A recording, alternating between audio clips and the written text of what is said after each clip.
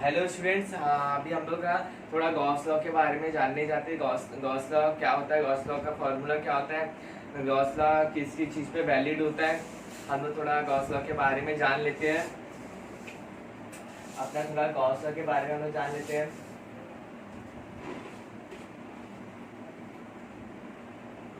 Gauss Gauss law के बारे में हम लोग थोड़ा सा जान लेते हैं।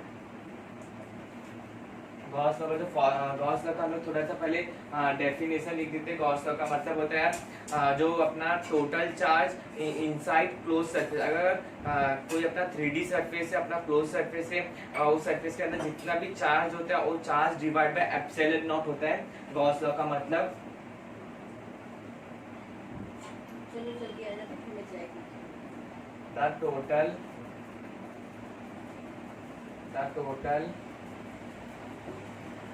the total electric flux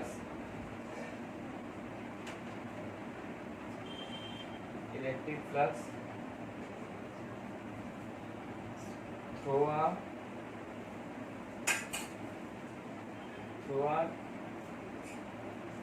3D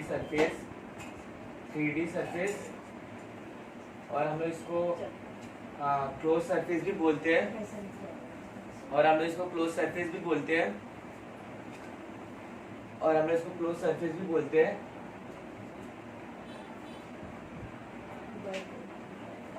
3D surface और close surface is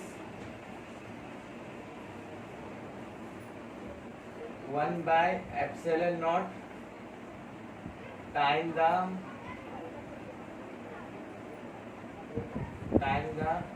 net charge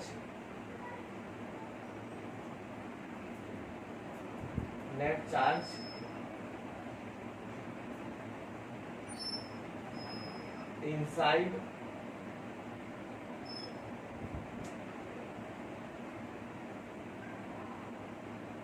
inside 3D surface।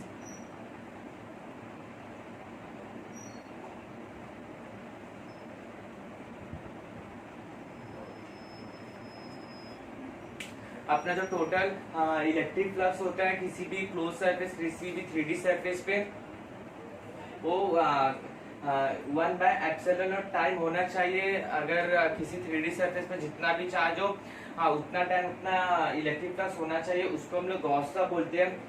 Gauss law का जो मेरा अपना फॉर्मूला था,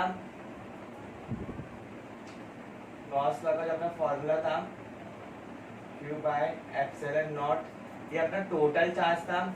टोटल चार्ज मतलब अपना इनसाइड में जितना चार्ज है उतना चार्ज हम लोग को, पूरा चार्ज को टोटल करके हम लोग को लेना है, divide by epsilon naught time, divide by epsilon not.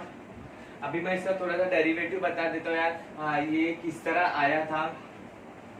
अभी हम लोग सबसे पहले एक स्फीयर कंसीडर कर लेते हैं। हम लोग एक स्फीयर कंसीडर कर लेते हैं। हम लोग एक स्फीयर कंसीडर कर लेते हैं।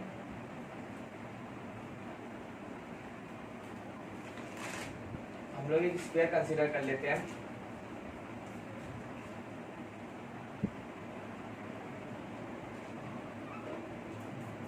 और यहाँ पर हम लोग चार्ज ले लेते हैं, यहाँ पर हम लोग चार्ज लेते हैं प्लस क्यू। अभी आप देख सकते हैं, अगर हम लोग क्यूब में हम लोग देखे थे इलेक्ट्रिक फ्लक्स, अगर हम लोग निकाले थे ना, या तो सब सरफेस पे इलेक्ट्रिक फ्लक्स निकाले थे और बाद में उसको ऐड किए थे। और अगर हम लोग यहाँ पर देख सकते हैं ना यार, यहाँ पर अगर हम लोग को इलेक्ट्रिक फ्लक्स निकालना रहेगा ना यार, आप यहाँ पर देख सकते हैं, हम लोग को एक छोटे से पार्ट पर इलेक्ट्रिक फ्लक्स निकालना रहेगा, और उसके बाद उसके वजह से हम लोग को सब पूरे सरफेस पे हम लोग को इलेक्ट्रिक फ्लक्स निकालना रहेगा। हम लोग सबसे पहले एक छोटा सा पार्ट कंसीडर कर लेते हैं। हम लोग यहाँ पे छोटा सा पार्ट एक कंसीडर कर लेते हैं। अभी मैंने बताया था यार, जो अपना एरिया वेक्टर रहता है ना, ये एरिया वेक्टर हमेशा सरफेस के परपेंडिकुलर लगता है। ये अपना एरिया वेक्टर, यहाँ पर अपना एरिया वेक्टर लगा परपेंडिकुलर। हम लोग ने छोटा सा पार्ट कंसीडर किया, इसका हम लोग DA लिख लेते हैं। तो जो अपना एरिया होता है, एरिया मतलब अपना पूरे स्फीयर का एरिया, हम लोगों ने छोटा सा पार्ट कंसीडर किया, उसका एरिया DA, और उस पे और उस पे ये चार्ज के वजह से कितना इलेक्ट्रिक फील्ड अवे लगेगा, उस पे ये चार्ज के वजह से इस पे ये चार्ज की वजह से जो इलेक्ट्रिक फील्ड लगेगा ना यार, ये इलेक्ट्रिक फील्ड अपना अवे लगेगा। उस पे ये इलेक्ट्रिक फील्ड अवे लगेगा। अभी जो स्फीयर का जो अपना एरिया होता है, स्फीयर का जो एरिया होता है, स्फीयर का एरिया 4πr होता है। स्फीयर का जो एरिया होता है ना यार, वो स्फीयर का एरिया 4πr होता है। आप ये जो आप इस एरिया का स्फीयर का एरिया 4πr होता है। अभी मैंने जो इलेक्ट्रिक फ्लक्स का जो अपना फॉर्मूला होता है E.da हम लोग वो वाला यूज कर लेते हैं। इलेक्ट्रिक फ्लक्स का जो अपना फॉर्मूला होता है, इलेक्ट्रिक फ्लक्स का जो अपना फॉर्मूला होता है रहता है। अभी हमने छोटे से पार्ट का हम लोग निकालने जा रहे हैं, छोटे से पार्ट को हमने कंसीडर किए, तो उस पर DE अपना इलेक्ट्रिक फील्ड और DA।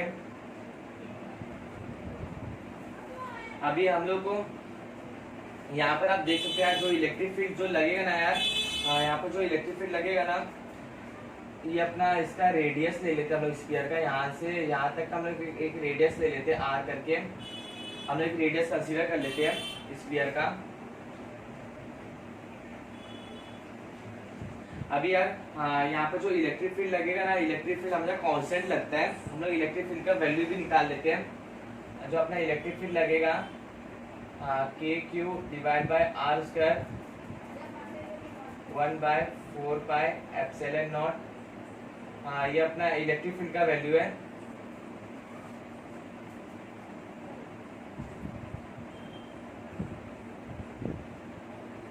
यहाँ पर हम लोग हमने रेडियस को R लिए, यहाँ पर हम लोग R लिख लेते हैं। ये जो इलेक्ट्रिक फील्ड लगता है ना यार, एक बात यार थोड़ा ध्यान में रखना, ये जो इलेक्ट्रिक फील्ड लगता है ना यार, ये इलेक्ट्रिक फील्ड ना हमेशा जिस चार्ज के वजह से जिस पॉइंट पे लग रहा है ना इलेक्ट्रिक फील्ड, उस चार्ज के बीच का हम लोग डिस्टेंस लेते हैं। अभी अगर हम लोग यहाँ से यहाँ तक का देखें तभी भी अपना रेडियस ही होता है, या फिर आप हम लोग ने यहाँ पर पार्ट को कंसीडर किया, आप यहाँ पर ही पार्ट को कंसीडर कर सकते हैं, यहाँ पर ही कर सकते हैं पार्ट को कंसीडर। ऐसा कुछ भी नहीं है, छोटा सा पार्ट है, किधर भी अज्यूम कर सकते हो। इसका रेडियस अपना R है, और अगर हम लोग यहाँ पर ये वैल्यू पुट करेंगे 1/4πε0 R स्क्वायर, अपना जो अगर हम लोग ये अपना इलेक्ट्रिक फील्ड कांस्टेंट होता है, इलेक्ट्रिक फील्ड चेंज नहीं होता है, हम लोग इसको बाहर निकाल लेते हैं, इलेक्ट्रिक फील्ड को DA। अभी हम लोग अगर इंटीग्रेट DA को करेंगे, अगर हम लोग एरिया को अगर हम लोग इंटीग्रेट करेंगे तो एक अपना टोटल एरिया आएगा। हम लोग टोटल एरिया में से छोटे छोटे एरिया को डिवाइड करके हम लोग ने छोटा सा एरिया को कंसीडर किए। एरिया को इंटीग्रेट करने के बाद अपना टोटल एरिया आ जाएगा। टोटल एरिया अपना जो टोटल एरिया का जो वैल्यू था, टोटल एरिया स्फीयर का 4πr होता है, 1/4πε0 R स्क्वायर इंटू 4πr। हम लोग ने यहाँ पर रेडियस को कंसीडर किए 4πr। हम लोग यहाँ पे एरिया का रेडियस कैपिटल R लिए 4πr।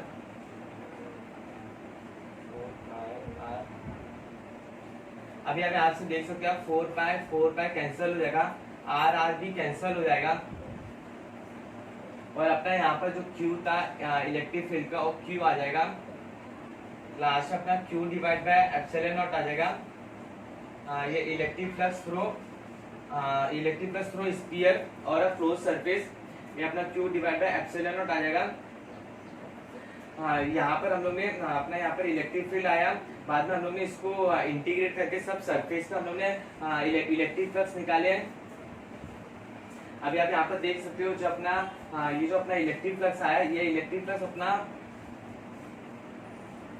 ये जो इलेक्ट्रिक फ्लक्स आया है अपना, through sphere Q divide by epsilon not आया है। अभी मैं थोड़ा सा ना आप यहाँ पर देख सकते हो अपना ये जो चार्ज है ना, ये चार्ज वही चार्ज आया जो इनसाइड चार्ज था। अभी मैं ना यहाँ अपना जो इलेक्ट्रिक फ्लक्स जो आया है ना क्लोज सरफेस के लिए, 3D सरफेस के लिए, इसके बारे में थोड़ा सा मैं पॉइंट बता देता हूँ। आप लोगों को अगर समझा रहेगा, अगर नहीं समझा रहेगा वीडियो को आप रिटर्न से देख लेना या पॉज करके। यहाँ जो अपना इलेक्ट्रिक फ्लक्स आया था थ्रू स्फीयर में, ये अपना इलेक्ट्रिक फ्लक्स इतना आया था Q divide by epsilon not आया था। अभी मैं बता देता हूँ, ये जो इलेक्ट्रिक फ्लक्स आया था ना, ये इलेक्ट्रिक फ्लक्स अपना एक क्लोज सरफेस के लिए आया था। क्लोज सरफेस मतलब 3D सरफेस के लिए आया था। अपना क्लोज सरफेस के लिए आया था।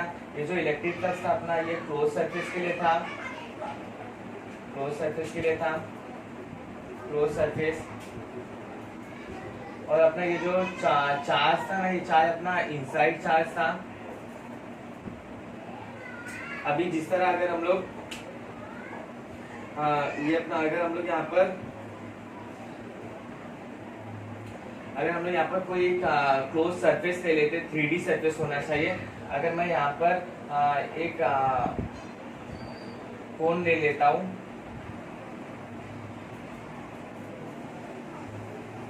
एक कोन ले लेता हूँ। अगर मैं यहाँ पे चार्ज को रखता हूँ, यहाँ पे अपना चार्ज, और बोला है कि यहाँ पर इलेक्ट्रिक फ्लक्स बताने के लिए आप देख सकते हैं, ये अपना क्लोज सरफेस है और 3D सरफेस है। और अगर हम लोग अगर इस पे बोलेगा इलेक्ट्रिक फ्लक्स बताने के लिए, तो यहाँ पर जो इलेक्ट्रिक फ्लक्स आएगा ना यार, इलेक्ट्रिक फ्लक्स आएगा ना थ्रू द क्लोज सरफेस, ये अपना Q divide by epsilon not आएगा।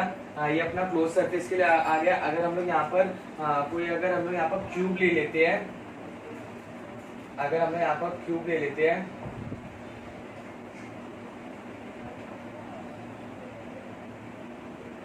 क्यूब ले लेते हैं,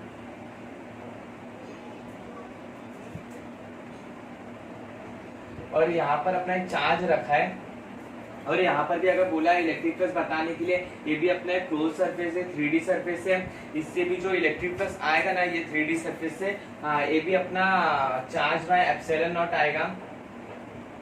चार्ज बाय एप्सिलॉन नॉट आएगा। हाँ, अपना कैसा भी क्लोज सरफेस हो यार, वो सरफेस में अगर एकदम वो सरफेस के अगर अंदर सरफेस पर नहीं, वो क्लोज सरफेस के अंदर अगर अपना चार्ज होना, तो उसके वजह से जो इलेक्ट्रिक फ्लक्स आएगा ना, चार्ज बाय एप्सिलॉन नॉट आएगा। अगर अपना जो चार्ज रहेगा, अगर मैं यहाँ पर ऐसा भी बताता हूँ, अगर अपना कोई एक ऑब्जेक्ट है, ऐसा भी करके अपना एक ऑब्जेक्ट ले लेते हैं, और अगर हम लोग यहाँ पर एक चार्ज ले लेते हैं, और आप अगर देख सकते हो यार, जो इनसाइड है ऑब्जेक्ट के क्लोज सरफेस के जो इनसाइड है, कुछ एक भी चार्ज नहीं है। जो भी चार्ज है अपना आउटसाइड चार्ज है। तो आप लोग को तो मैंने बताया था यार, जो इलेक्ट्रिक फील्ड लगता है सरफेस के परपेंडिकुलर लगता है 3D में। हमेशा जो एरिया वेक्टर जो लगता है, एरिया वेक्टर सरफेस के परपेंडिकुलर रहता है। यहाँ पर एरिया वेक्टर ये डायरेक्शन में सरफेस के परपेंडिकुलर, यहाँ पर एरिया वेक्टर ये डायरेक्शन में सरफेस के परपेंडिकुलर। जहाँ पर भी आप देखोगे ना, वहाँ पर हमेशा एरिया वेक्टर परपेंडिकुलर ही लगेगा। हम लोग यहाँ पे एक छोटा सा पार्ट कंसीडर कर लेते हैं, DA करके छोटा सा पार्ट कंसीडर कर लेते हैं, DA करके। और अगर आप देखेंगे ये चार्ज के वजह से, यहाँ पर अगर आप इलेक्ट्रिक फील्ड देखेंगे ना यार, तो ये इलेक्ट्रिक फील्ड अपना अवे दिखाएगा। और अगर आप ये चार्ज के वजह से ये इस कंसीडर पार्ट का अगर आप देखेंगे ना इलेक्ट्रिक फील्ड, ये भी इसके अवे बताएगा। इलेक्ट्रिक फील्ड हमेशा अवे बताएगा। अभी हम लोग ना एक काम करते हैं, जो सरफेस है ना, ये सरफेस को हम लोग सरफेस 1 बोल देते हैं, सरफेस 1। यहाँ पर सरफेस 2 ले लेते हैं। और अगर हम लोग अगर मैं यहाँ से बोलूँगा इलेक्ट्रिक फ्लक्स बताने के लिए सरफेस 1 से तो आप देख सकते हैं जो ई ए कॉस थीटा है,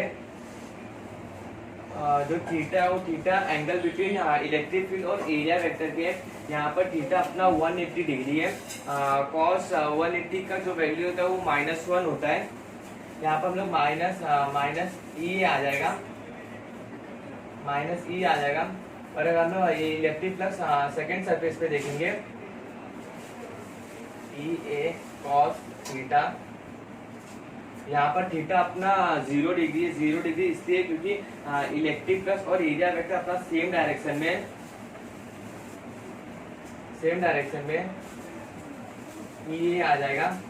और अगर हम लोग नेट फ्लक्स देखेंगे ना यार, नेट फ्लक्स, तो अपना φ1 प्लस φ2 अपना माइनस ई ए प्लस ई ए 0 हो जाएगा। अपना नेट फ्लक्स 0 हो जाएगा। अभी हम लोग यहाँ पर देखिए थे, अपना जो 3D सरफेस था, क्लोज सरफेस था, इसके इनसाइड में एक भी चार्ज नहीं था, जो भी चार्ज था आउटसाइड चार्ज था। इसके वजह से यहाँ पर जो नेट फ्लक्स आया, नेट इलेक्ट्रिक फ्लक्स आया, वो अपना 0 हो गया।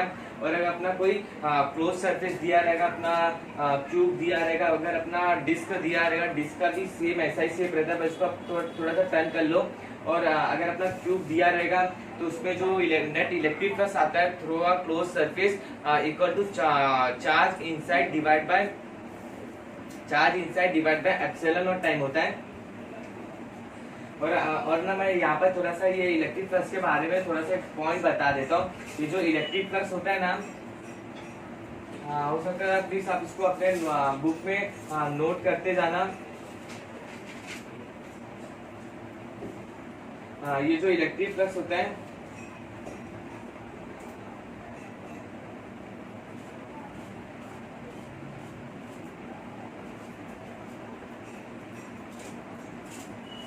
Total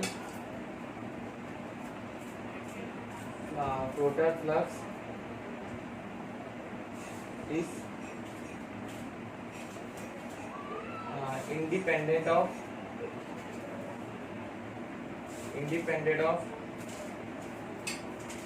independent of charge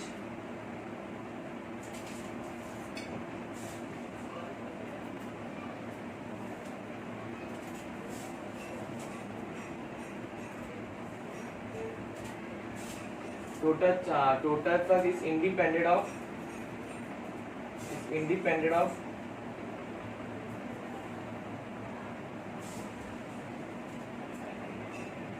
position of charge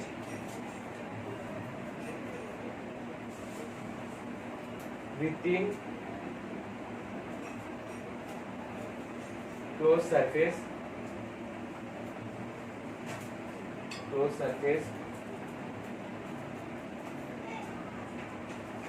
अगर अपना कोई 3D ऑब्जेक्ट है, कोई अपना क्लोज ऑब्जेक्ट है, अगर अपना ये 3D ऑब्जेक्ट है, ये अपना हम लोग कोन ले लेते हैं,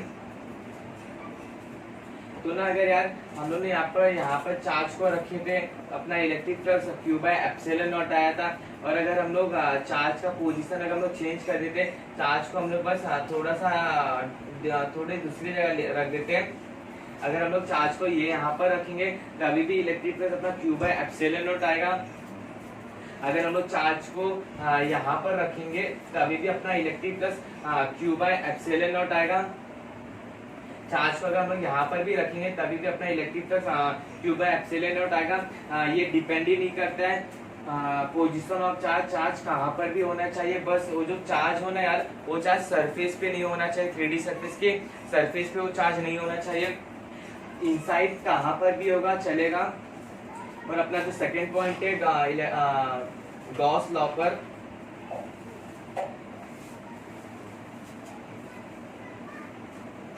टोटल फ्लक्स अपना गॉस लॉ पर जो सेकेंड पॉइंट है,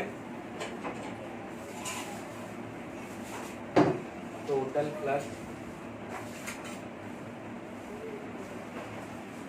is independent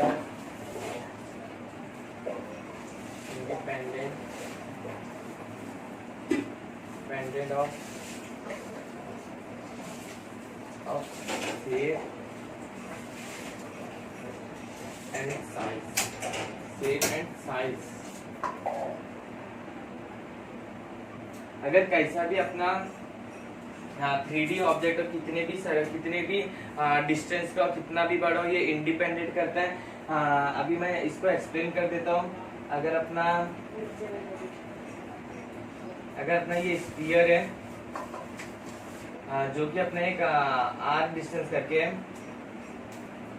अगर हम लोग इसके रेडियस को अगर हम लोग डबल करेंगे, इसके रेडियस को अगर मैंने डबल किया, इसके रेडियस को अगर मैंने डबल किया, 2r कर दिया, तो तभी भी यार अगर यहाँ पर चार्ज रहेगा ना, ये चार्ज के यहाँ पर अगर चार्ज रहेगा ना,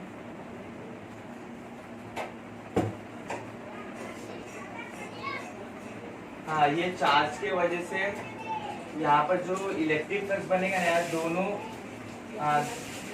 दोनों सर्कल पर अपना सेम बनेगा। अगर मैं यहाँ से 2r को अगर मैं और डबल कर दूंगा, 2r को अगर मैंने 4r कर दिया, 2r को अगर मैंने 4r कर दिया, तो यहाँ पर भी जो अपना इलेक्ट्रिक फ्लक्स आएगा ना, वो इलेक्ट्रिक फ्लक्स अपना Q/ε0 आएगा।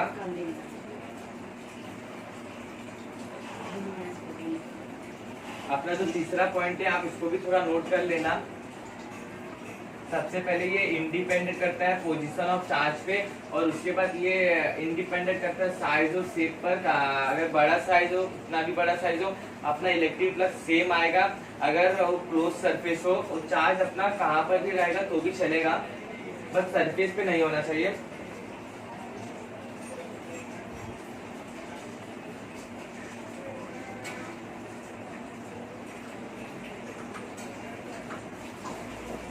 अभी अपना जो ये अपना क्लोज सरफेस के लिए गॉस लॉ था, मैंने इसको पहले लेक्चर में एक बार और बताया था। हम लोग इसको ऐसा भी लिख सकते हैं,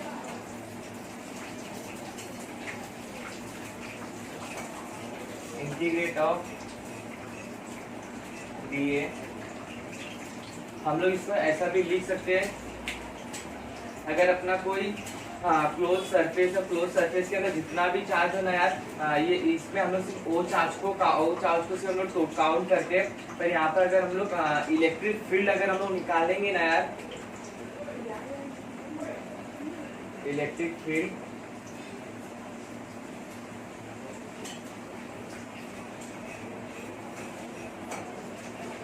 electric field is net electric field of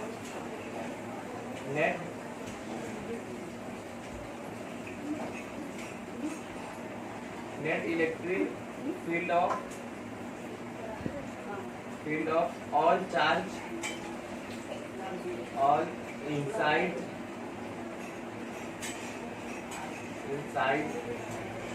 और outside charge। यहाँ पर जो इलेक्ट्रिक फील्ड रहेगा ना यार, ये इलेक्ट्रिक फील्ड सब चार्ज के वजह से रहेगा। अगर वो क्लोज सरफेस के अगर इनसाइड हो और अगर आउटसाइड हो, ये सब चार्ज के वजह से यहाँ पर इलेक्ट्रिक फील्ड लगेगा। यहाँ पर जो यहाँ पर Q रहेगा ना, ये सिर्फ और सिर्फ क्लोज सरफेस के इनसाइड जितना चार्ज है ना, उतने चार्ज के वजह से इलेक्ट्रिक फ्लक्स लगेगा।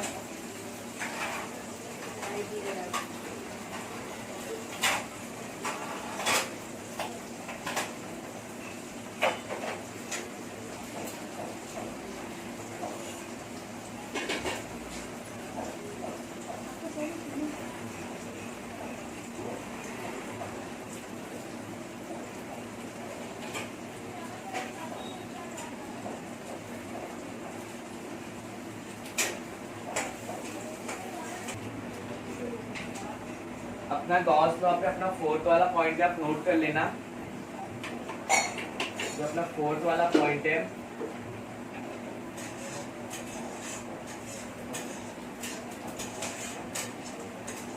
Total flux is independent of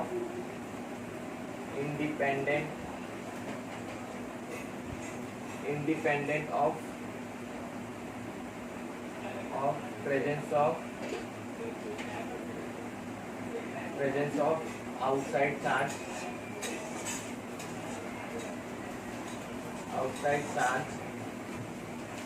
अभी मैंने बताया था यहाँ पर हम लोग जो इलेक्ट्रिक फ्लक्स निकालते हैं क्लोज सरफेस के वजह से, वो इलेक्ट्रिक का जो जितना क्लोज सरफेस के अंदर जितना चार्ज है वो सब चार्ज के वजह से आता है। सिर्फ उसी इनसाइड जितना चार्ज होता है ना उतना चार्ज को लेना है। और जो हम लोग इलेक्ट्रिक फील्ड निकालते हैं ना, वो इलेक्ट्रिक फील्ड अपना electric field is net electric field of all inside और आउटसाइड चार्ज।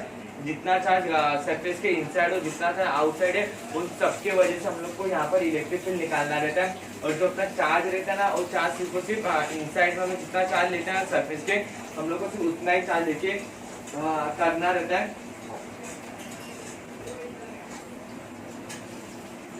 अभी अपना जो फिफ्थ पॉइंट है, आप फिफ्थ पॉइंट को भी थोड़ा देख लेना यार।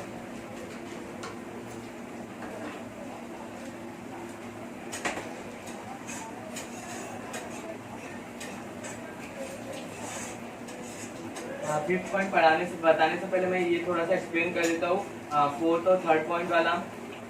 अगर अपना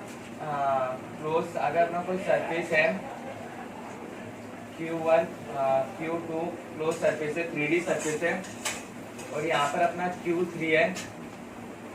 अगर हम लोग इसका इलेक्ट्रिक फ्लक्स देखेंगे ना, तो इलेक्ट्रिक फ्लक्स अपना जो टोटल चार्ज रहेगा जो सरफेस के inside Q1 plus Q2 divide by epsilon not. हम लोग टोटल प्लस अपना सिर्फ और सिर्फ इनसाइड में जितना चार्ज रहता है ना उसको वो चार्ज को हम लोग काउंट करते हैं, उसके वजह से अपना इलेक्ट्रिक फ्लक्स आता है। पर अगर हम लोग इलेक्ट्रिक फ्लक्स निकालेंगे इलेक्ट्रिक फील्ड से अगर हम लोग इलेक्ट्रिक फ्लक्स निकालेंगे ना, तो यहाँ पर जो जितना चार्ज है ना Q1 Q2 Q3, आप लोग को सबके वजह से इलेक्ट्रिक फील्ड निकाल के इलेक्ट्रिक फ्लक्स निकालना रहेगा। अगर हम लोग चार्ज से देखेंगे ना, तो जितना इनसाइड में जितना चार्ज रहता है ना, फिर उतना ही चार्ज को हम लोग को लेना रहता है। Inside Q1 plus Q2 electric flux not depend on Q3, outside वाले चार्ज पे इलेक्ट्रिक पर डिपेंड नहीं करता है। और अपना फिफ्थ वाला point,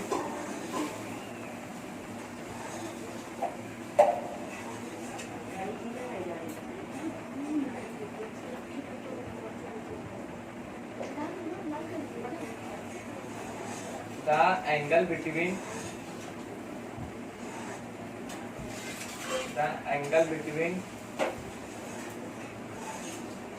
electric field and area vector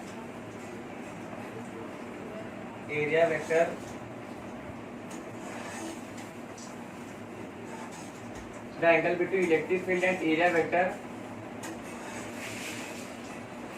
must be same at all point of surface।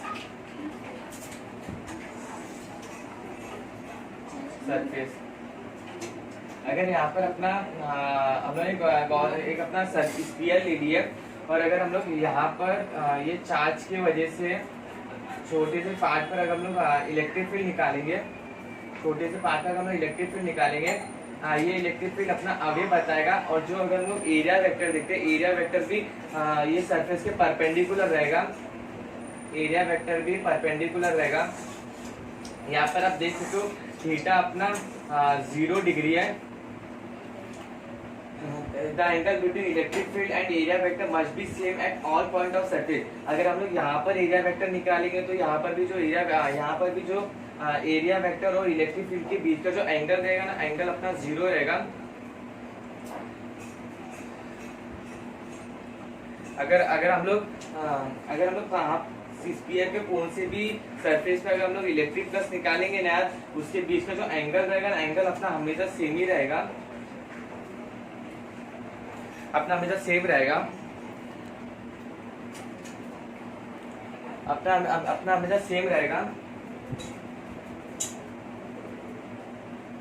अभी हम लोग थोड़ा सा इस पे और भी बात कर लेते हैं, गॉस लॉ पर थोड़ा सा और बात कर लेते हैं।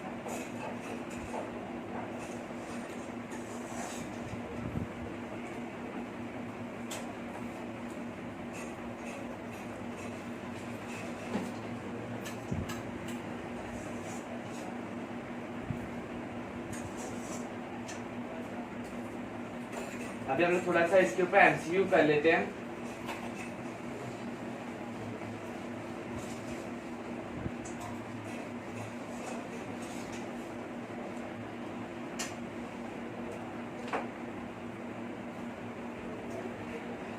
ये अपना अपना जो सबसे पहला एमसीक्यू है यार, हो सके तो खुद से ट्राई करना, नहीं आएगा तो वीडियो को आप पॉज करके खुद से ट्राई करने की कोशिश करना।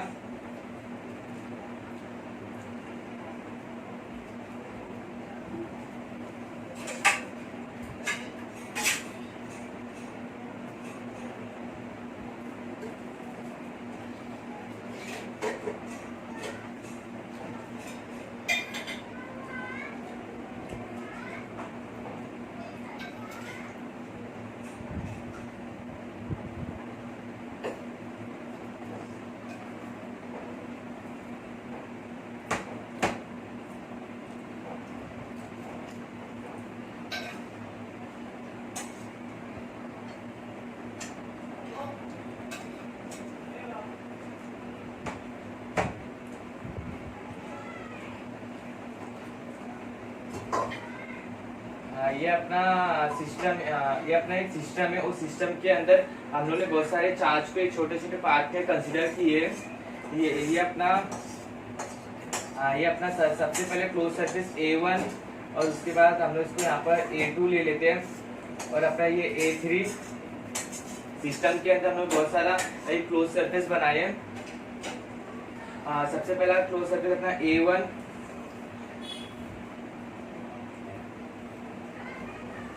अपना ये A1, बाद में अपना ये A2 और ये A3। अभी आप लोगों को फ्लक्स बताना है, फ्लक्स 1, फ्लक्स 2, फ्लक्स 3। अभी हम लोग को इलेक्ट्रिक फ्लक्स निकालना है, तो हो सकता है तो आप प्लीज खुद से ट्राई करना। अपना इलेक्ट्रिक फ्लक्स 1, अपना इलेक्ट्रिक फ्लक्स का जो फॉर्मूला था Q inside divide by epsilon not था। अगर हम लोग इलेक्ट्रिक फ्लक्स 1 सरफेस A1 पर अगर हम लोग देखेंगे तो अपना -Q2 प्लस Q3, जितना चार्ज अपना सिस्टम सरफेस के अंदर है उतना चार्ज को हम लोग को लेना है, ये अपना एप्सिलॉन नॉट। और अगर हम लोग सरफेस 2 पे देखेंगे, मैंने पॉइंट पे अपने नोट्स पे मैंने लिखाया था अपना जो इलेक्ट्रिक फ्लक्स होता है वो Q इनसाइड पे डिपेंड करता है, और जो अगर हम लोग इलेक्ट्रिक फील्ड अगर हम लोग निकालने जाएंगे ना वो पूरे टोटल चार्ज पे डिपेंड करता है। अगर हम लोग फ्लक्स 2 से देखेंगे ना तो Q1 minus Q2 divide by epsilon not.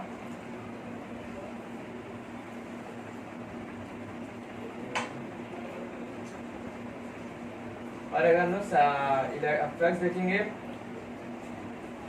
3 से, अगर हम लोग फ्लक्स देखेंगे तो यहाँ पर आप देख सकते हो ये जो फ्लक्स 3 से निकालेंगे ना, इसके अंदर जितना चार्ज है ना हम लोग को पूरा चार्ज लेना है।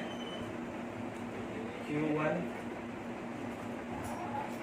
Minus Q2 plus Q3 plus Q4 plus Q5 divide by epsilon not.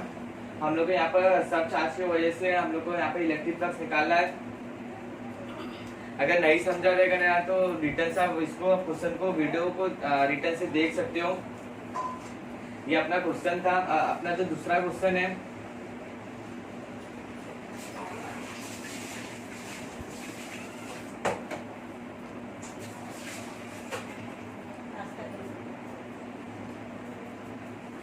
ये अपना एक स्फीयर है, यहाँ पर एक चार्ज रखा है, ये अपना एक स्फीयर है। अभी मैंने यहाँ पर चार्ज रखा है और यहाँ से इतने पार्ट में जो अपना फ्लक्स निकल रहा है ना यार, इतने पार्ट से जो अपना इलेक्ट्रिक फ्लक्स निकल रहा है उसको हम लोग फाई ले लेते हैं। इसको हमने पॉइंट भी ले थे P और Q। अभी मेरे क्वेश्चन में ये है कि इतने में से 5 इलेक्ट्रिक फ्लक्स बाहर निकल रहा है। अभी आप लोग को फाइंड करने का है कि जो रिमेनिंग जो ये स्फीयर का पार्ट है इसमें से कितना इलेक्ट्रिक फ्लक्स निकल रहा है।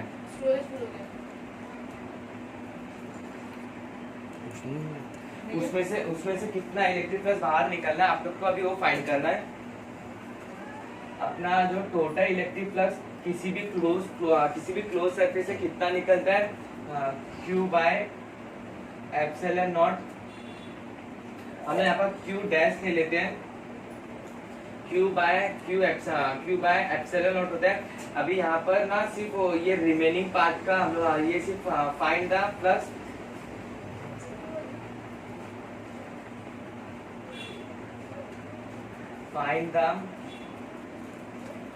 find the flux through remaining part of sphere। जो रिमेनिंग पार्ट से जितना फ्लक्स बाहर निकल रहा है आप लोग को सिर्फ वही फाइंड करना है। यहाँ पर तो अपना जो टोटल इलेक्ट्रिक फ्लक्स था Q बाय एप्सिलॉन नॉट, किसी भी क्लोज सरफेस के लिए Q बाय एप्सिलॉन नॉट होता है। यहाँ से P और Q के छोटे से पार्ट के बीच में से 5 इलेक्ट्रिक फ्लक्स बाहर निकल रहा है। अभी ये रिमेनिंग पार्ट को हम लोग बताने, हम लोग रिमेनिंग पार्ट को कंसीडर कर लेते हैं। रिमेनिंग पार्ट को हम लोग 5 डबल डैश कंसीडर कर लेते हैं। अभी 5 dash dash plus 5 equal to 5 dash, ये अपना टोटल इलेक्ट्रिक फ्लक्स है थ्रू अ क्लोज सरफेस। और ये अपना रिमेनिंग वाला, और जो हम लोग को छोटे से क्वेश्चन में जो हम लोग को छोटा सा पार्ट दिया था कि इतने से 5 इलेक्ट्रिक फ्लक्स बाहर निकल रहा है, रिमेनिंग प्लस जितने से बाहर निकल रहा था equal to total electric flux. अभी हम लोग को रिमेनिंग वाला फाइंड करना है, plus 5 equal to Q by epsilon not, 5 equal to Q by epsilon not plus 5। अपना यहाँ से इतना इलेक्ट्रिक फ्लक्स अपना बाहर निकल रहा था रिमेनिंग वाले पार्ट से, 5 माइनस अपना टोटल इलेक्ट्रिक फ्लक्स, और जो अपना रिमेनिंग से जितना निकल रहा था उसको मैंने यहाँ पर लेके जाके माइनस कर दिया। ये अपना remaining part of electric flux, remaining से इतना इलेक्ट्रिक फ्लक्स बाहर निकल रहा है। अभी अपना जो नेक्स्ट वाला क्वेश्चन है आप उसको भी जरूर ट्राई करना है यार।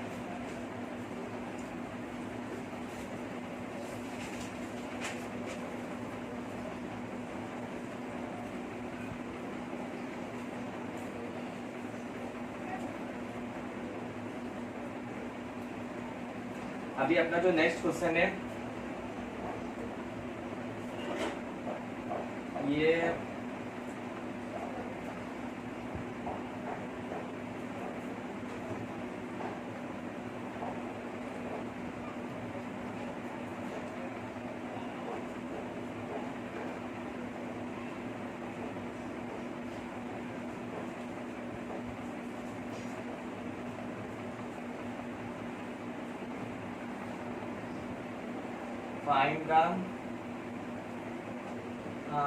find the electric flux, find the electric flux through semi cylinder,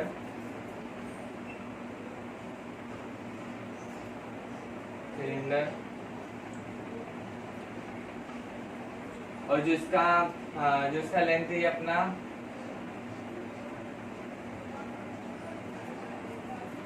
हम लोग को यहाँ पर सेमी सिलेंडर से इलेक्ट्रिक फ्लक्स बताना, फाइंड करना है। हम लोग अपना जो गॉसियन जो अपना सरफेस होता है, गॉसियन सरफेस अपना एक इमेजिनरी सरफेस होता है।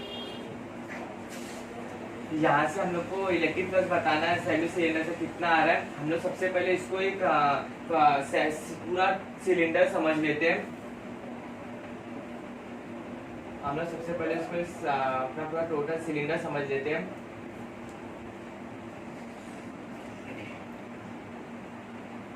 यहाँ से हम टोटल पूरा सिलेंडर समझ लेते हैं इसको।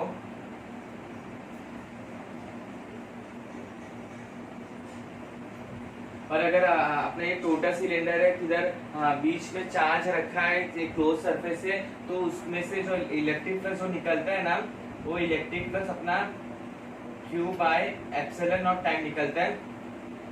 अभी हम लोग ने यही सिलेंडर को हाफ कर दिया, सेमी सिलेंडर कर दिया। ये टोटल लेंथ हम लोग इसका L ले लेते हैं, टोटल लेंथ अपना L ले लेते हैं, टोटल लेंथ हम लोग L ले लेते हैं। अभी हमने इसको हाफ कर दिए, हाफ सिलेंडर से पूछा है L/2। जब अपना लेंथ हाफ हो गया है तो जो अपना इलेक्ट्रिक फ्लक्स रहेगा सेमी सिलेंडर की से जो जितना इलेक्ट्रिक फ्लक्स निकलेगा वो भी अपना हाफ हो जाएगा। इलेक्ट्रिक फ्लक्स सेमी सिलेंडर से जो निकलेगा वो भी अपना हाफ हो जाएगा, Q बाय एप्सिलॉन नॉट हो जाएगा, 2 टाइम एप्सिलॉन नॉट रहेगा। ये अपना सिलेंडर के लिए था, सिलेंडर या किसी भी क्लोज सरफेस में, किसी भी क्लोज सरफेस के लिए अपना Q बाय एप्सिलॉन नॉट है। और ये अपना सेमी सिलेंडर के लिए था। आप लोगों को जरूर एकदम अच्छी तरह समझ में आता रहेगा गॉसियन सरफेस के गॉस लॉ के बारे में। अभी अपना जो नेक्स्ट वाला जो क्वेश्चन है यार, एक बार खुद से ट्राई जरूर करना।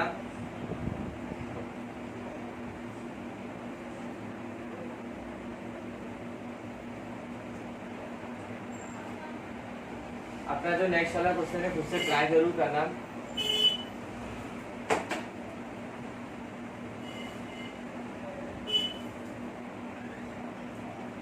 जिस तरह हम लोग ने सेमी सिलेंडर लिए थे, हम लोग ठीक वैसा ही एक अपना स्पीयर भी ले लेते हैं।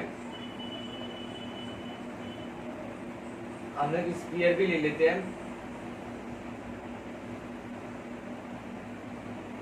यहाँ पर एक चार्ज रखा है।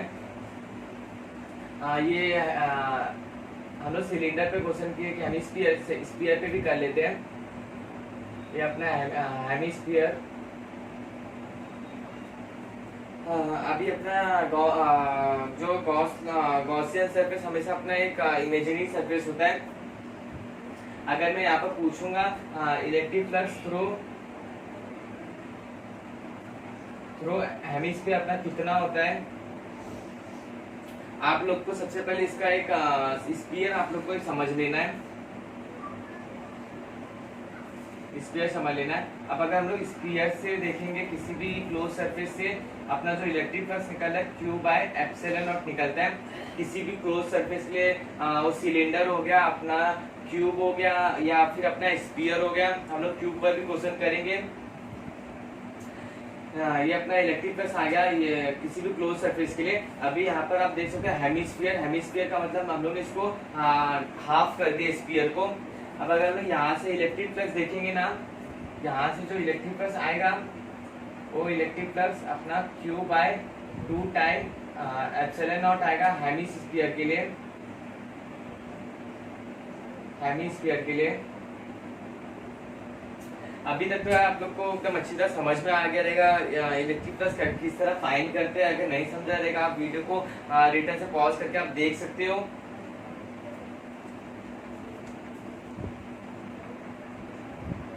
अभी अपना ये नेक्स्ट वाला क्वेश्चन है, इसको खुद से जरूर ट्राई करना।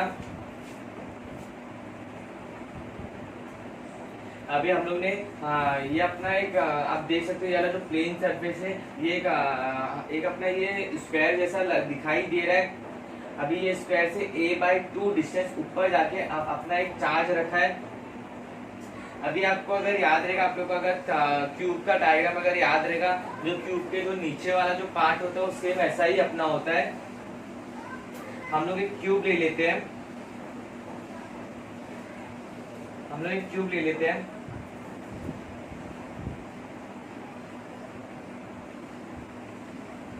अभी यहाँ पर क्वेश्चन में क्या बोला है, find the flux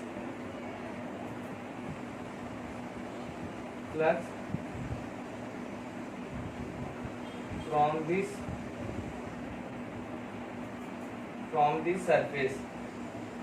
from this plane surface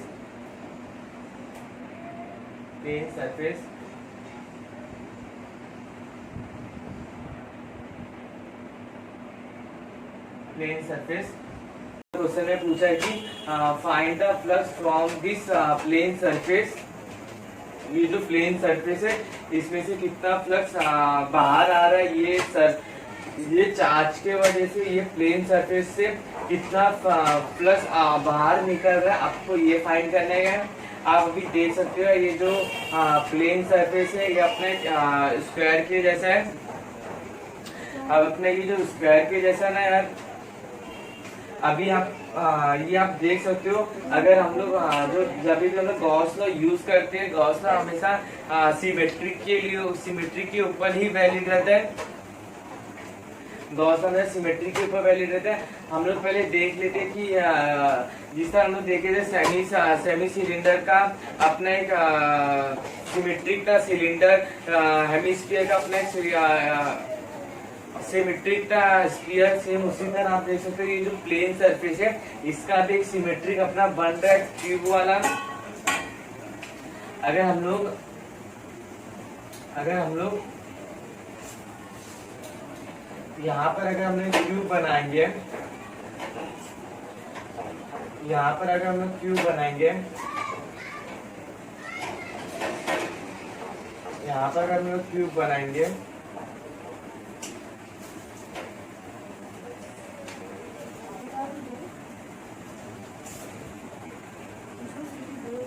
आप अभी देख सकते हो ये वाला जो प्लेन है ना, ये नीचे वाला प्लेन, ये वही वाला प्लेन है।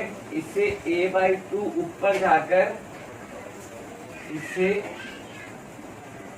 a/2 डिस्टेंस ऊपर जाकर,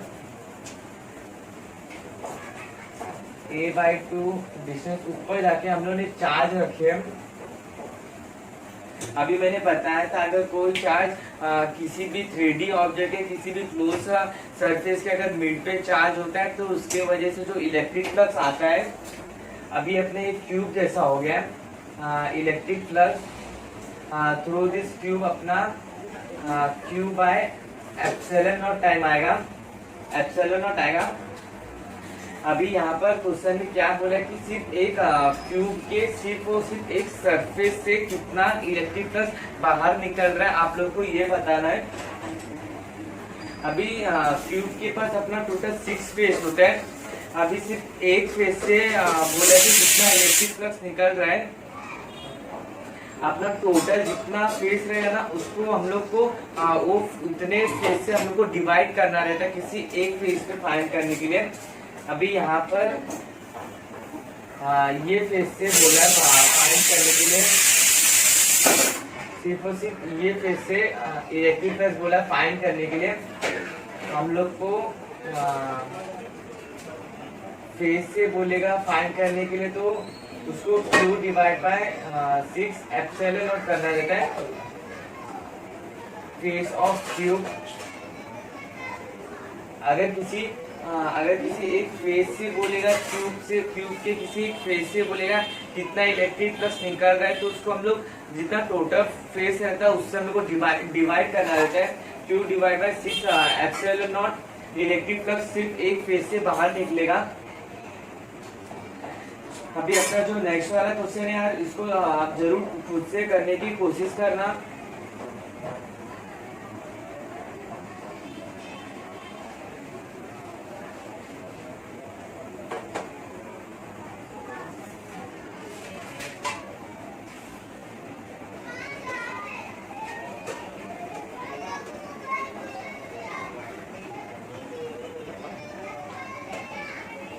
अभी एक क्यूब है, क्यूब वाला ही क्वेश्चन है, खुद से जरूर ट्राई करना।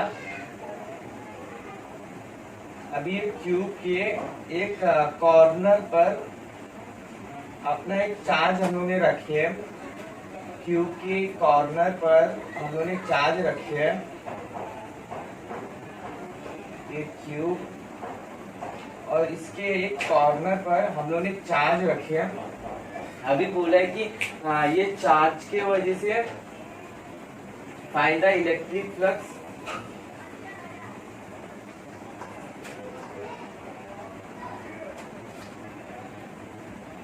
find the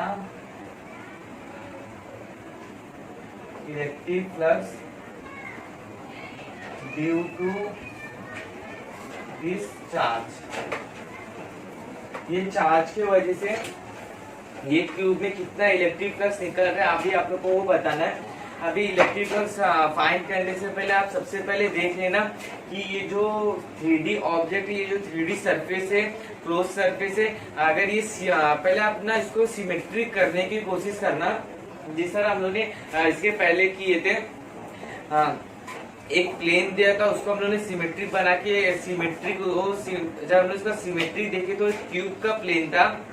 अभी अगर हम लोग ये क्यूब को अगर हम सिमेट्रिक करना चाहेंगे तो सिमेट्रिक यहाँ पर हो सकता है। अगर हम लोग यहाँ पर भी क्यूब लगा देंगे तो ये दोनों क्यूब के कॉर्नर पर आ जाएगा, पर मिड पे तो नहीं आएगा यार। मिड पे करने के लिए हम लोग ये दो क्यूब के और दो आगे क्यूब लगा देते हैं, तब ये जो चार्ज रहेगा ना, ये चार्ज मिड पे आ जाएगा। तब ये चार्ज ना एकदम टॉप पर आ जाएगा, मिड पे अभी भी चार्ज नहीं आएगा। ये चार्ज मिड पे तब आएगा जब अपना आगे दो क्यूब हम लोग यहाँ पर हम लोग क्यूब लगाए थे और उसी के दो आगे क्यूब लगाए थे, चार्ज अपना टॉप पर आ गया था। अगर हम लोग को यही चार्ज को अगर हम लोग को मिड पे लाना रहेगा ना, तो हम लोग यही चार्ज के ऊपर अपना और एक चार्ज क्यूब रख देंगे, तभी अपना ये जो चार्ज रहेगा, चार्ज अपना मिड पे आ जाएगा। अगर आपको समझा रहेगा तो आप खुद से जरूर ट्राई करना। हम लोग को ये चार्ज को मिड पे लाना है।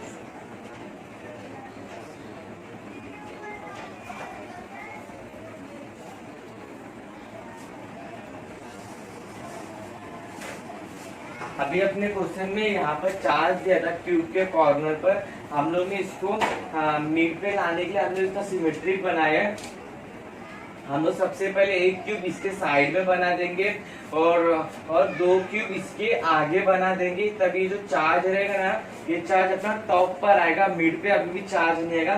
तो मिड पे लाने के लिए ना यही चार क्यूब के ऊपर हम लोग और चार क्यूब बना देंगे, तभी जो चार्ज है चार्ज अपना क्यूब मिड पे आ जाएगा।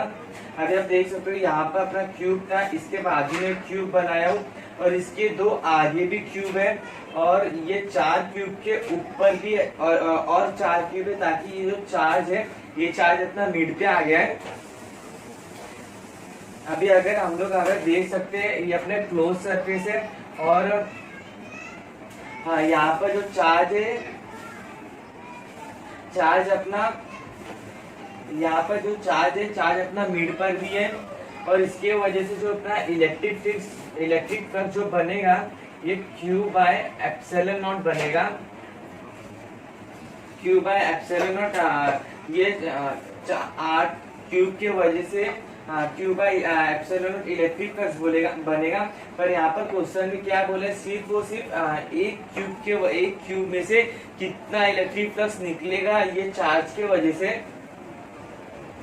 एक क्यूब का अगर पूछा है तो आप अपना टोटल अपना हम लोग ने क्यूब 8 लिए थे, इसको हम लोग 8 से डिवाइड कर देंगे, तो हम लोग का जितना एक क्यूब से इलेक्ट्रिक फ्लक्स निकलेगा जितना अपना तो एक क्यूब से अपना Q by 8 time 8 epsilon not अपना इलेक्ट्रिक फ्लक्स निकलेगा।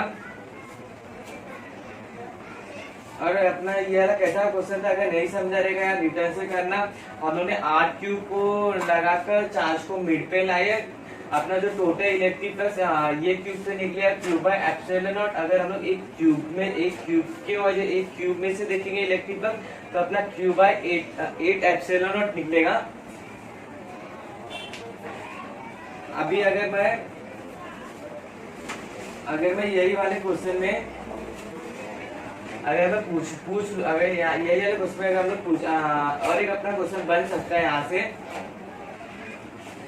एक ये वाला क्वेश्चन है, ये इसमें आप देखना ये चार्ज के वजह से एक क्यूब के कितने सरफेस से इलेक्ट्रिक फ्लक्स बाहर निकलेगा।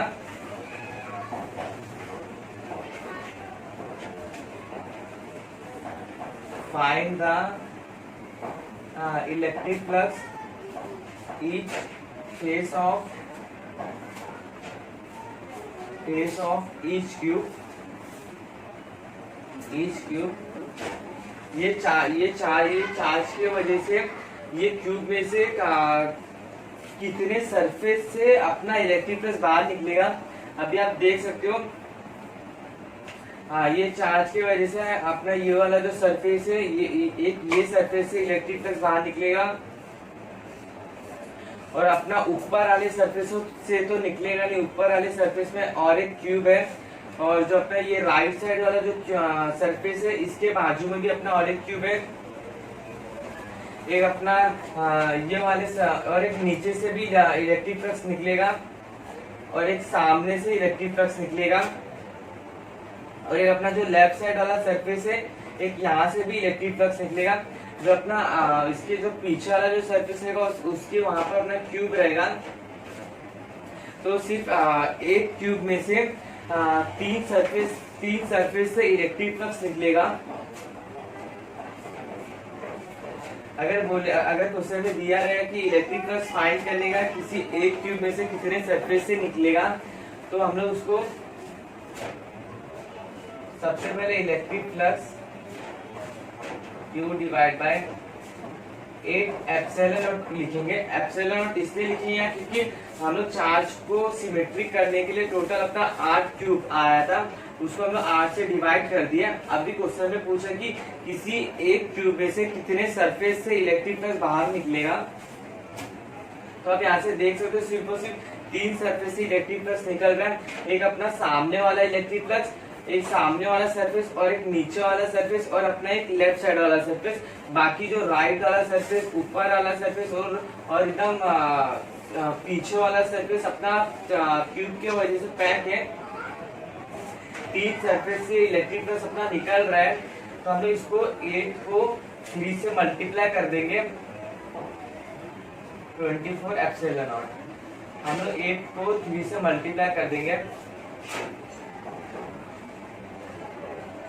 Q डिवाइड बाय 8 है 24 एप्सिलॉन नॉट। ये अपना इलेक्ट्रिक फ्लक्स का क्यूब के किसी एक क्यूब में से 3 सरफेस से अपना इलेक्ट्रिक फ्लक्स निकल, इतना Q बाय 24 एप्सिलॉन नॉट निकलेगा।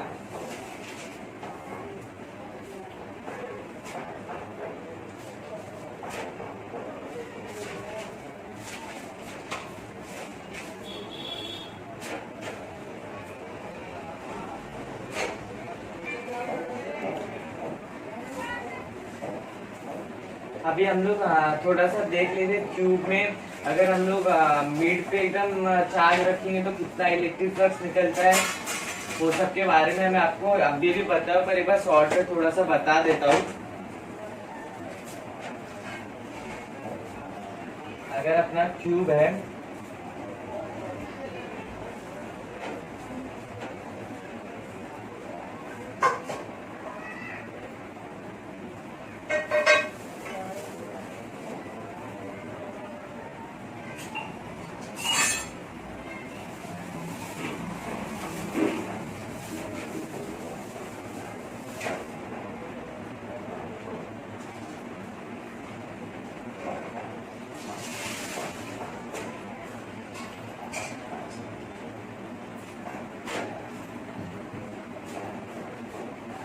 ये अपना क्यूब है, और अगर हम लोग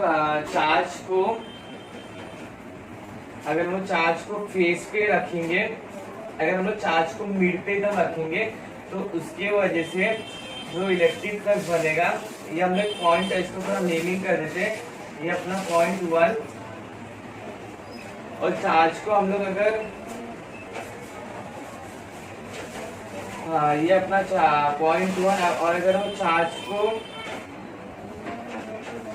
हम लोग एज के सेंटर पे रखेंगे,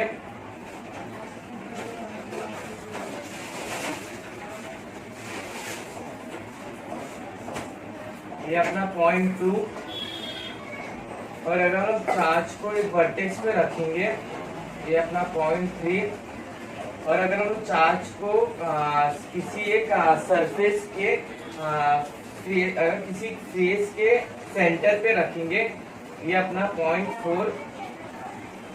अभी यहाँ से हम लोग को इलेक्ट्रिक फ्लक्स बताना है, अगर सेंटर पे रहेगा, अब याद कर लेना सेंटर पे रहेगा तो Q bye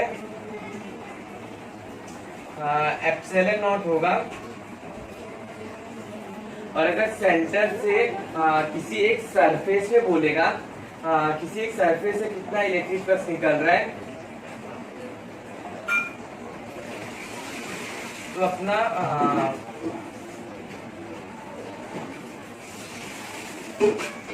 Q by epsilon not flux from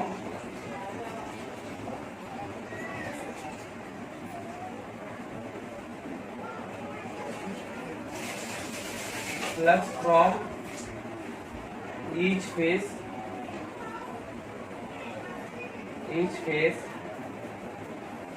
six epsilon naught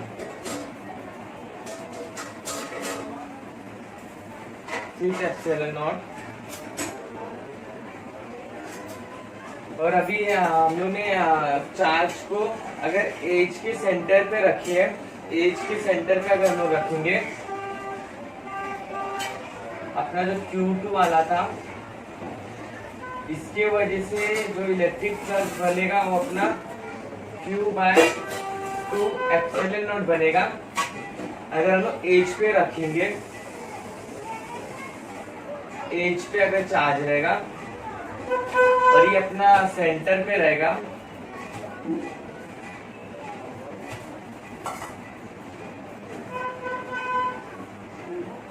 और अगर हम लोग फ्लक्स चार्ज को किसी एक फेस के, किसी अपना एक फेस के सेंटर पे रखेंगे, जैसे अपना यहाँ पर है Q4 वाला, हम लोग Q3 वाला देख लेते हैं। Q3 वाला हम लोग यहाँ पर वर्टेक्स पे रखे हैं। वर्टेक्स वाला क्वेश्चन मैंने अभी भी कराया हूँ, वर्टेक्स वाला क्वेश्चन अभी भी कराया। किसी हमने कॉर्नर पे अगर हम लोग चार्ज को रखेंगे तो उसके वजह से जो इलेक्ट्रिक फ्लक्स निकलता है वो electric flux Q by 8 epsilon not निकलता है। और अगर हम लोग चार्ज को अगर फेस के सेंटर पे रखेंगे, उसके वजह से जो इलेक्ट्रिक फ्लक्स बनेगा अपना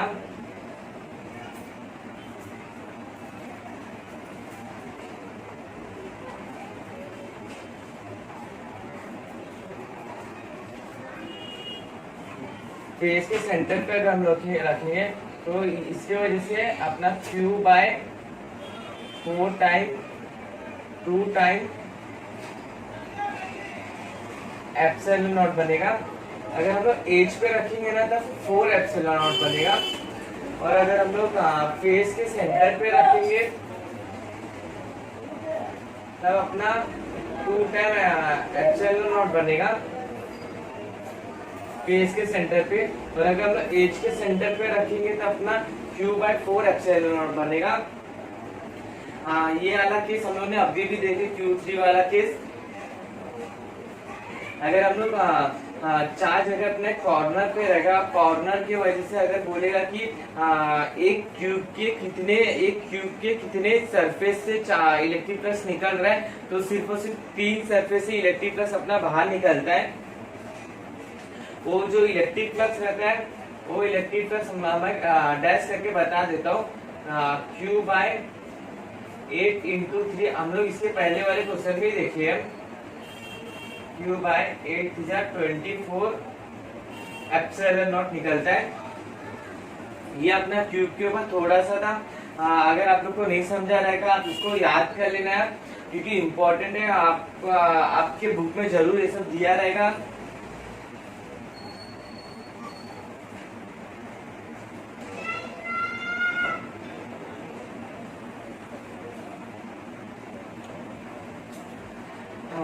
अभी हम लोग थोड़ा सा बात कर लेते हैं, थोड़ा ये कोन और कोन में आप लोग को थोड़ा सा कंफ्यूजन हुआ रहेगा। कोन का अगर आप इलेक्ट्रिक फ्लक्स देखेंगे, अगर जब अगर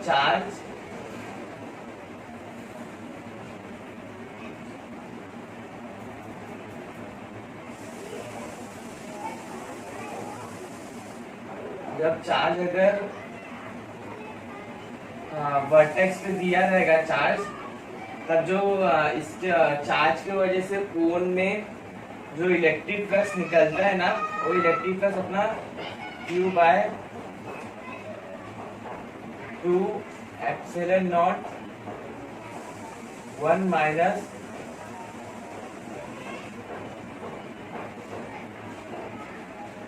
कॉस थीटा निकलता है। और यहाँ पे जो कॉस थीटा का वैल्यू रहता है, कॉस थीटा का value x by x square plus r square. यहाँ पर कॉस थीटा का इतना वैल्यू होता है। अगर चार्ज वर्टेक्स पे होगा तो इस पे इलेक्ट्रिक फ्लक्स इतना बनेगा, और अगर चार्ज अपना मिड पे रहेगा ना, अगर अपना चार्ज कोन के मिड पे रहेगा, तब जो इससे इलेक्ट्रिक फ्लक्स बनता है ना, मिड पे हो या कहाँ, अगर इनसाइड, अगर यहाँ पर भी रहेगा, यहाँ पर भी चार्ज रहेगा, यहाँ पर भी चार्ज रहेगा तो भी चलेगा। इसके वजह से जो अपना इलेक्ट्रिक फ्लक्स बनता है ना, वो अपना Q by epsilon naught time बनता है। हाँ, ये आप लोग को थोड़ा सा कोन और वर्टेक्स में तो कंफ्यूजन रहता है, आप इसको एक बार देख लेना। डायरेक्ट ऐसा मत कर देना कि कोन दिया है तो कोन का डायरेक्ट हम Q बाय एप्सिलॉन नॉट करके आ जाएंगे, पर एक बार चेक कर लेना। चार्ज अगर वर्टेक्स पे होगा आपको ये वाला करना है, ये वाला इलेक्ट्रिक फ्लक्स कितना है। और अगर चार्ज अगर मिड पे रहेगा, सेंटर इनसाइड रहेगा ना, तो आपका जो इलेक्ट्रिक फ्लक्स रहेगा ना, ये इलेक्ट्रिक फ्लक्स आएगा। अभी हम लोग थोड़ा सा और एक क्वेश्चन कर लेते हैं।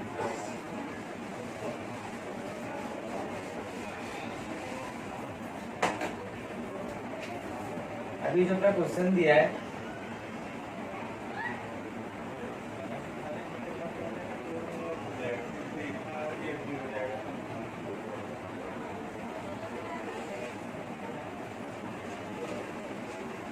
ये अपना सिलेंडर,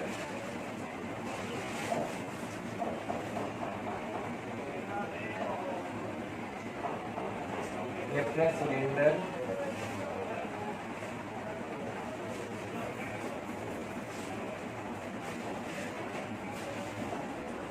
यहाँ से यहाँ तक का हम लोग रेडियस लेते हैं, रेडियस R, और यहाँ पर हम लोगों ने सेंटर पे एक चार्ज रखी है Q।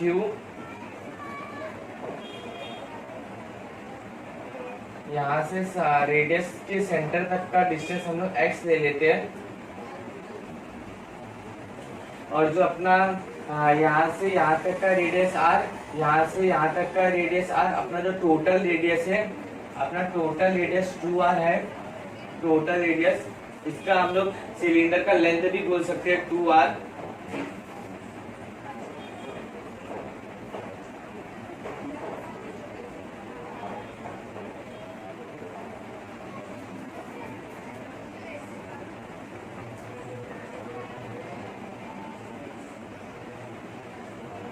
अभी क्वेश्चन में क्या बोला है, find the electric flux due to charge Q through curve surface. अभी जो कर्व सरफेस है ना, कर्व सरफेस यहाँ से, ये चार्ज है यहाँ से यहाँ तक का,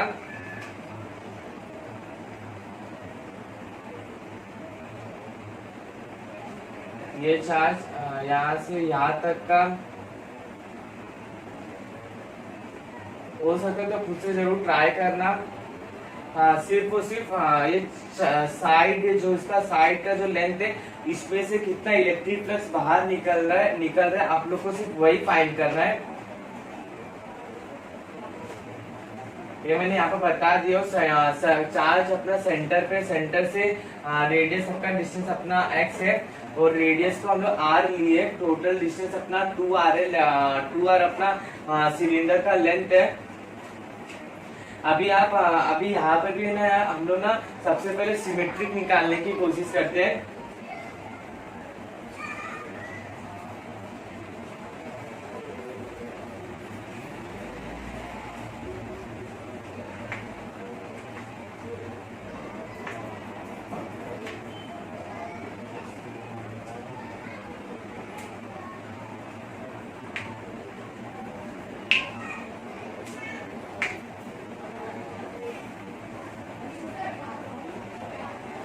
यहाँ का जो डिस्टेंस है ना, ये अपना आर है। ये अपना जो टोटल लेंथ है ना, टोटल लेंथ सिलेंडर का, ये अपना टोटल लेंथ अपना आर 2 आर है।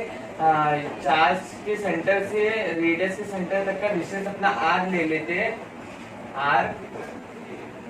और जो सरफेस का जो रेडियस है अपना वो भी आर है।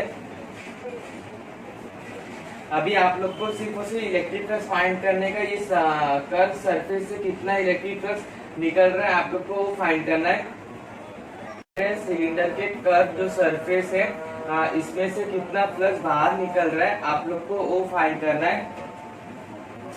ये अपना जो टोटल लेंथ है सिलेंडर का, अपना टोटल लेंथ 2 आर है। और यहाँ से यहाँ तक का जो डिस्टेंस देखेंगे,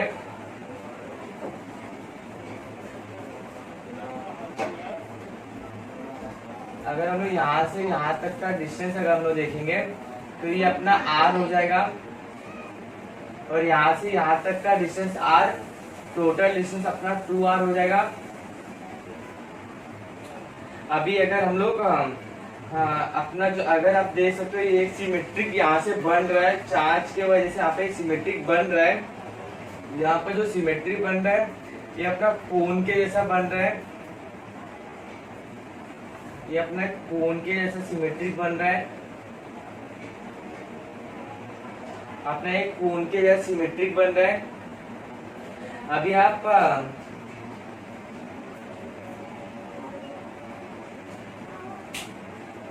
अभी जो ये वाला जो डिस्टेंस है ये आर है, ये डिस्टेंस अपना ए बी रहेगा। यहाँ का जो डिस्टेंस है ए बी अपना आर ही रहेगा।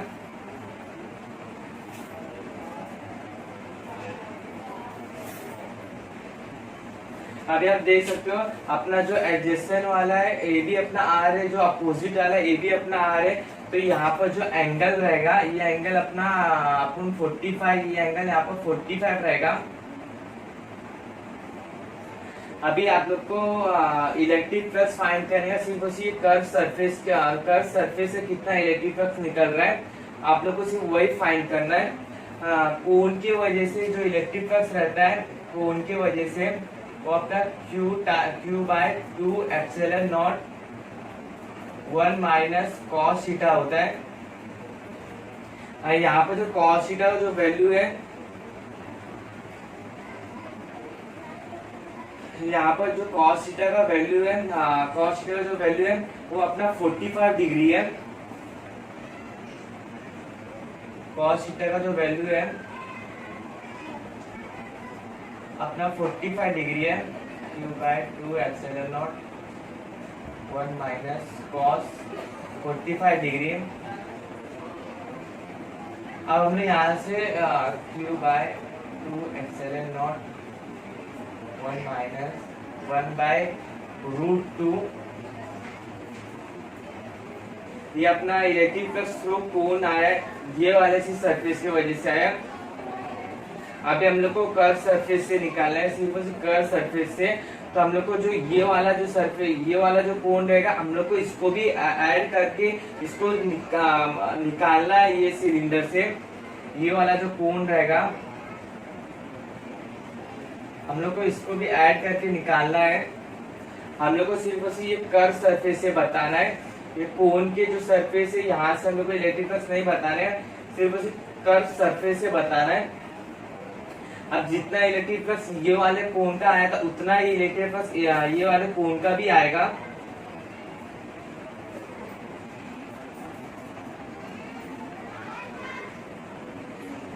ये अपना इलेक्ट्रिक फ्लक्स ये वाले कोन की वजह से। यहाँ पर अपना दूसरा वाला कोन भी है। अगर अपना हम लोग अगर ई नेट निकालेंगे, हम लोग दोनों इलेक्ट्रिक फ्लक्स को ऐड कर देंगे। हम लोग यहाँ इसको E1 बोल देते हैं, फ्लक्स 1, और यहाँ से जो फ्लक्स निकलेगा इसको हम लोग E2 बोल देते हैं। दोनों को ऐड कर देंगे। ऐड करने के बाद अपना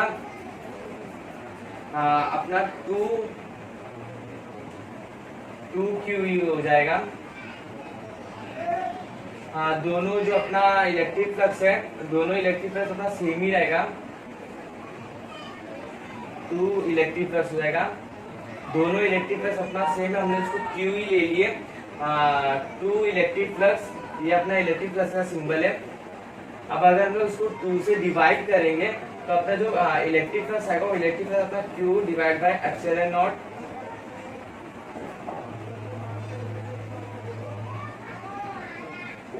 Q divide by epsilon not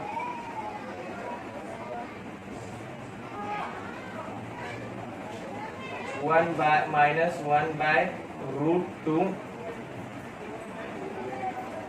इतना इलेक्ट्रिक फ्लक्स हम लोग को निकाल साइड मतलब सिलेंडर से कट करके निकालना है, क्योंकि क्वेश्चन में सिर्फ कर्व सरफेस का ही पूछा है। अभी मैंने बताया था किसी भी क्लोज सरफेस पे जो इलेक्ट्रिक फ्लक्स लगता है वो इलेक्ट्रिक फ्लक्स हमेशा Q/ε0 लगता है। ये अपना इलेक्ट्रिक फ्लक्स ये दोनों सरफेस की वजह से।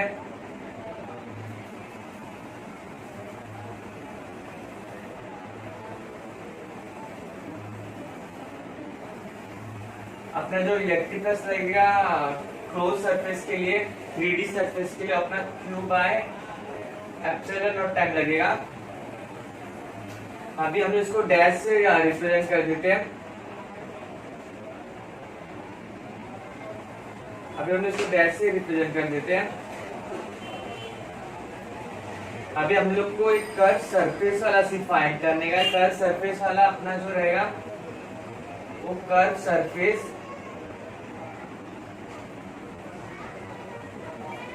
कर्व प्लस जो आपका कोन वाला जो आया Q डैश इक्वल टू अपना टोटल इलेक्ट्रिक फ्लक्स आ जाएगा, ये वाला। अभी हम लोग को Q कर्व वाला फाइंड करने का है।